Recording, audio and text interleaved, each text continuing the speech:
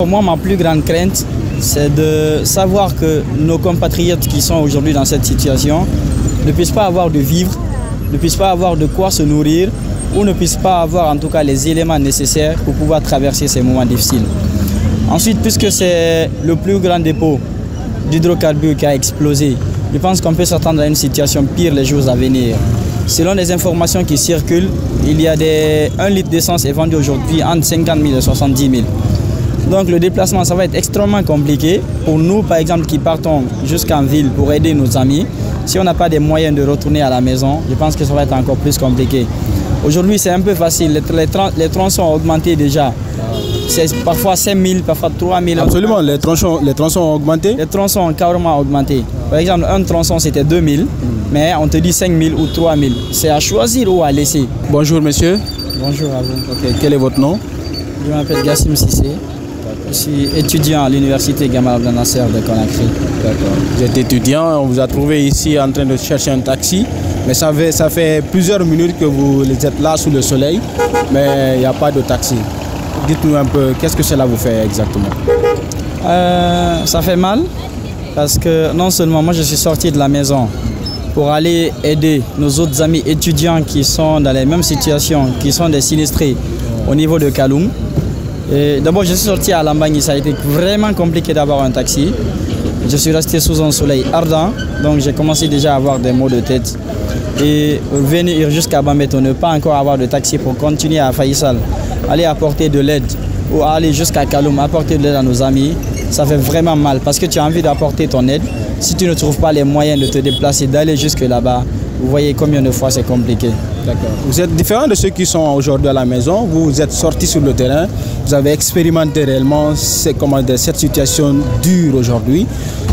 Quelle est votre crainte? Parce que c'est le dépôt de carburant qui sert toute la Guinée qui a été victime d'explosions et d'incendies.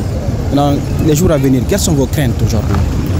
D'abord, moi, ma plus grande crainte, c'est de savoir que nos compatriotes qui sont aujourd'hui dans cette situation ne puissent pas avoir de vivre, ne puissent pas avoir de quoi se nourrir ou ne puissent pas avoir en tout cas les éléments nécessaires pour pouvoir traverser ces moments difficiles.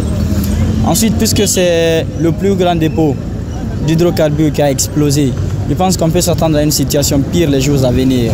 Selon les informations qui circulent, il y a 1 litre d'essence est vendu aujourd'hui entre 50 000 et 70 000. Donc le déplacement, ça va être extrêmement compliqué. Pour nous, par exemple, qui partons jusqu'en ville pour aider nos amis, si on n'a pas des moyens de retourner à la maison, je pense que ça va être encore plus compliqué. Aujourd'hui, c'est un peu facile. Les tronçons ont augmenté déjà.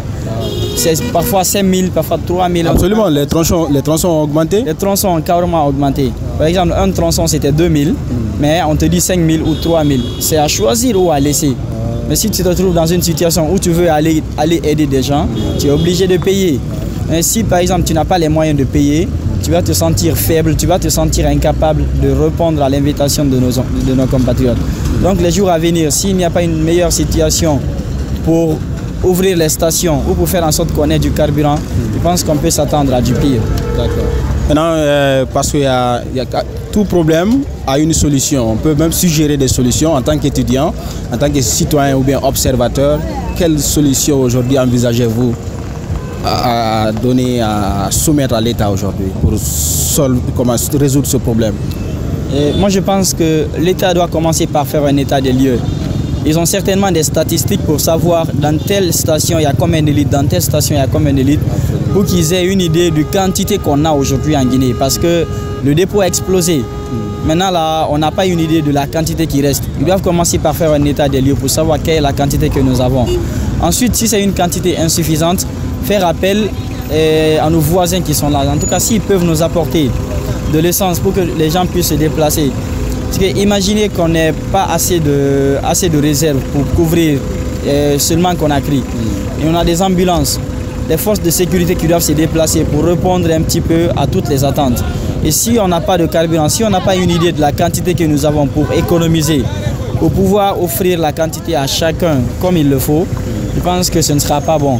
Donc je suggère à l'État de faire un état des lieux, de réfléchir sur ce que nous avons maintenant là et de se projeter par rapport à ce qui pourrait arriver. Et à mes compatriotes d'être très vigilants Parce que ce qui arrive, c'est pour tous les Guinéens. C'est tous les Guinéens qui sont face à cette situation.